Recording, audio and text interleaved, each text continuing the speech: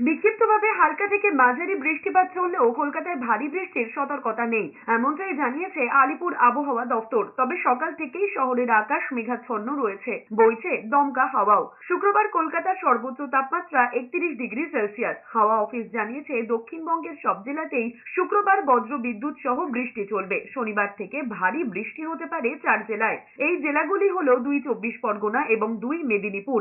রবিবারও এই 4 জেলায় ভারী বৃষ্টির পূর্বাভাস রয়েছে। রবিবার রাতে ভারী বৃষ্টি হতে পারে 2 মেদিনীপুর, হুগলি এবং পশ্চিমের 3 জেলা বাঁকুড়া, পুরুলিয়া এবং ঝাড়গ্রামে। উত্তরবঙ্গে একমাত্র দার্জিলিং এ ভারী বৃষ্টির সতর্কতা রয়েছে। রবিবার রাত থেকে ভারী বৃষ্টি হতে পারে কালিম্পংয়ে। শুক্রবার বজ্র বিদ্যুৎ সহ বৃষ্টি হতে পারে উত্তর দিনাজপুর, দক্ষিণ দিনাজপুর এবং মালদায়।